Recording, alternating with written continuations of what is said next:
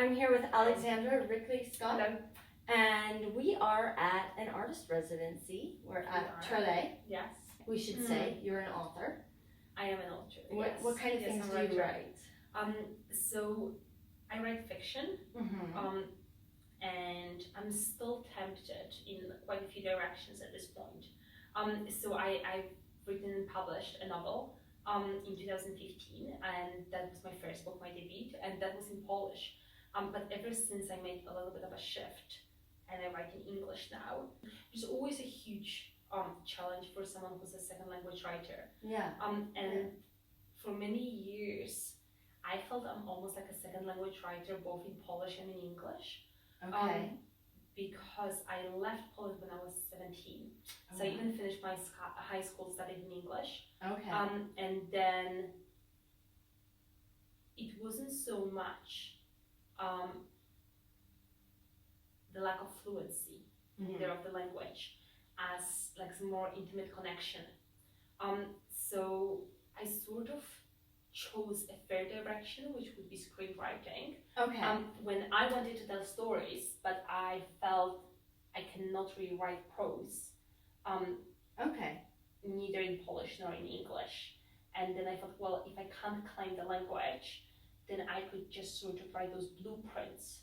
And that's how screenplays felt for me, because you are able to sort of lead the author, and it's a collaborative work, and it's almost like, you're an artist, so it's a little bit like painting on the page. Right. So you paint and create those worlds, but the language is not so rigorous, or it doesn't have to be. I find that interesting that your limitations, the things that stop you, like you're not quite comfortable in either language being the author, are actually the things that boosted your creativity into like another level. It just brought you up to somewhere else. I really find that inspiring. Absolutely. That's I really actually thought interesting. about it a few times, and I felt, like if you really want to grow, it's a little bit like with plants, or like trees. And if you really want to grow and suddenly you have this ceiling and you can't, you just start expanding, right? So rather than going like all the way up, and having like a sort of linear growth, you start expanding and sprouting a lot of different branches, and you become more of a bush. And I feel if you have enough of those branches, they finally manage to kind of break the ceiling. Yeah. And then you can keep growing upwards as well. So you've been to a lot of residencies lately, right? So I kind of embarked on this really crazy journey.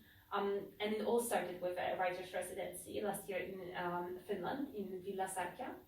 And it was a little bit of a leap of faith for me, because I decided to kind of like wrap up my old life and pack up everything and really become a working writer. Wow. So rather than having it as a side passion, I decided that this is the time to really go for it. It was a little bit encouraged by the fact that I just finished my PhD in London, and I thought, well, this is I deserve giving myself a year or 2 years to really just like do something I want to do and I always wanted to do, and that's writing. And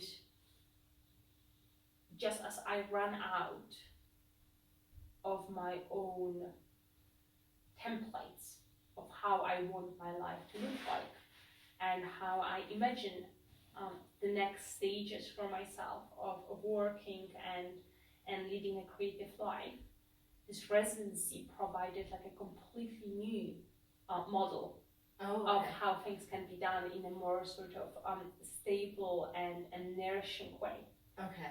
So I feel like when I arrived in Switzerland, I was entirely exhausted. So it was over a year, it was 14 months of me kind of living out of my suitcase, and traveling and working and writing and completing a lot of old projects that were hanging there for years. Yeah. And suddenly I arrived here and there was nothing pressing I had to do.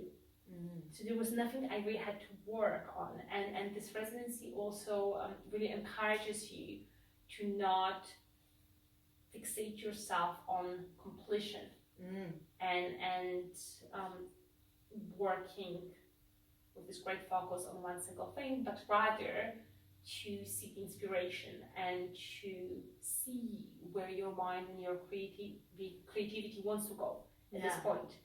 And that was just so rejuvenating for me.